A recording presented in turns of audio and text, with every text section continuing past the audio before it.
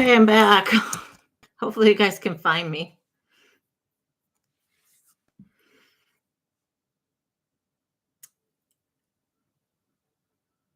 If you don't end up finding the new live stream, I will just speak and end this one. I do want to, oh, yoo-hoo, there you go, yay. No, it was me. I didn't pay attention when my battery said it was low, and I just had to plug it in. But when I plugged it in, it said the stream was still live, but the picture was blank, and I couldn't get a picture to show up. So I do want to address Janet's comment that you can't put blame or anything on when somebody dies. You can't. However, dealing with a death, it's really going to depend on what kind of feelings are you feeling. You know, what's going on for you that needs to be dealt with. Is it just the fact that the person died? Is it the fact that the person died due to something that they could have controlled? You know, are you angry because of the actions that they took that led to the traumatic brain injury that ultimately led to their death? There's a lot to unpack there. So I can't say that any one particular way of dealing with it. We would have to look at that and try to unpack all those feelings. So certainly, and that's dealing with trauma in general. I've tried to have most everything be where we can connect it back and it makes sense in regards to a sexual assault, because that's the basis of what this is. However, as I said before, if there's interest in general trauma topics that don't really fit in with sexual assault, we can certainly deal with them. And death is a huge one, something we all experience in life eventually, and some more than others. But I will put trauma and death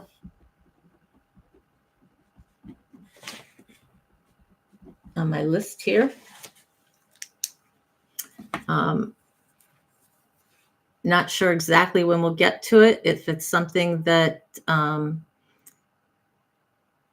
you want to deal with earlier, and I can't fit it in a live stream, I can always do a separate live stream. We can add one, or you can talk to me one-on-one. Feel free to email me, and we'll get together. If you're on Lifeboat Discord, we can get together there. I know there's voice chat on Discord. I did not know. So we can do that as well. So either email me or leave me a comment in regards to that. If there's anybody else who has something, if trauma and death, rings for them and says, yeah, I'd like to deal with that sooner rather than later, I'm happy to add a separate live stream to do that. It's hard to put the blame on your brother because he was a child. Yeah. And unfortunately, there are some things in the universe that it just happened. And it sucks. But there isn't really someone to put a blame on. I think natural disasters is what comes to my mind of being most, totally out of our control. There's no one to blame. I mean, Mother Nature, what, you blame the person for being there at that particular time? Their house just happened to live in the, avalanche zone. Sometimes there isn't anywhere to put it. And that's when you just have to let go of the blame and just say, well, there isn't anyone to blame. And there doesn't have to be. What you're dealing with really is the death itself, the trauma of losing somebody. You don't have to have a blame.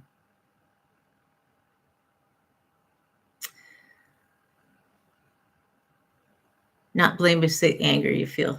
Yeah. And you know what? That's fine. Because anger is one of the five steps of steps isn't right. The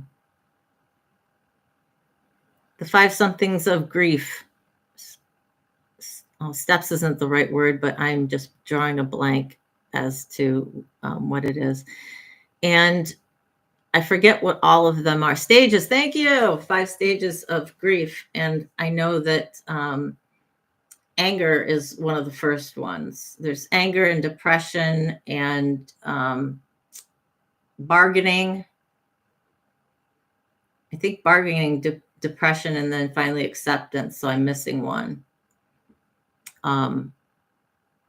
So that's, something that we can bring up with death, but you're there.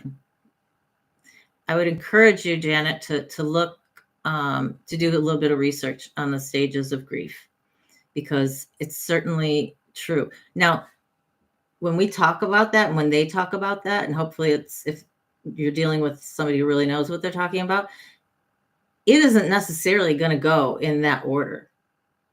Right? Acceptance is always going to be last, generally speaking. But you can be dealing with several at the same time too. And you can be dealing with these two maybe, and then you go back to this one. So there is no right or wrong way of going through it, but everybody does go through them if they're going to get through the grief process.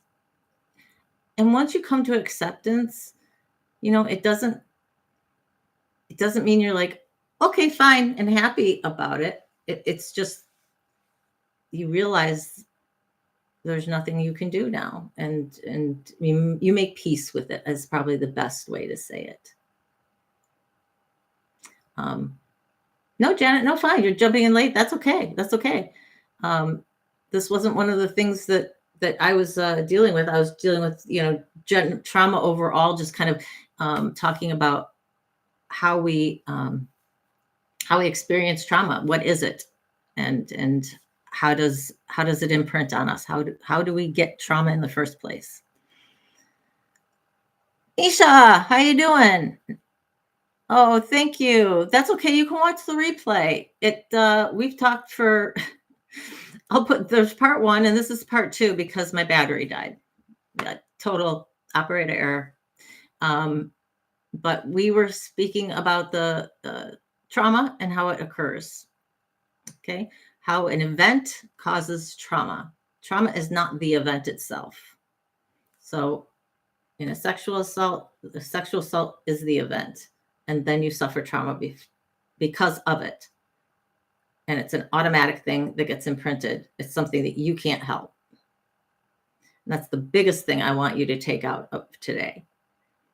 And then there's other videos on trauma that we're going to do in terms of the effects on you mentally and physically. How do we break the cycle of the symptoms and the trauma? How do we break our reactions to that, because they happen before we can even consciously deal with them? And then childhood trauma, I'm going to deal with in a total separate video. And then I think trauma and grief has to be something separate too. That's a really big issue. And somebody also brought up trauma and ADHD, which I've seen to talk about. Absolutely. And I think we had a few other things that I wrote down. So definitely watch the first one. I know we went kind of long with it, but I think that it was, a pretty good live we had.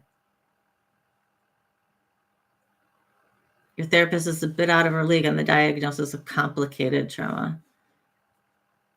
Yeah, complicated PTSD is something and PTSD, versus PTSD is something that we're going to talk about as well. That's on my list of things.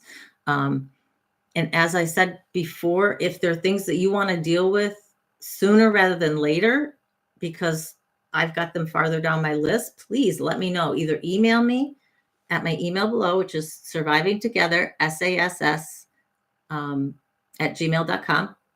And it's in the description. Not this one because it doesn't have a description yet, but it will be. It will be. I was just trying to get it up. or you can put it in the comment and I can speak to you that way. Or there's Discord. If you're on the Lifeboat Discord, we can speak there. I do not have Facebook or anything else. So those are your options.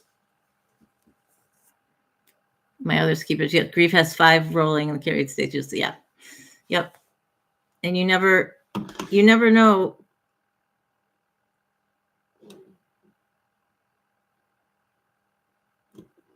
Okay, I think that's it. I think most people are jumping out now. It may be everybody's out. So I will leave you then with how I want to end every video that we do. And that is to tell you that I see you. I believe you. I hear you. You are valuable. You are worthy. And you are loved. This is Surviving Together. Never alone. Hugs and much love to all of you. Thank you for joining me today. And Wednesday at 7 Eastern Time will be our next live. Talk to you guys later. Bye.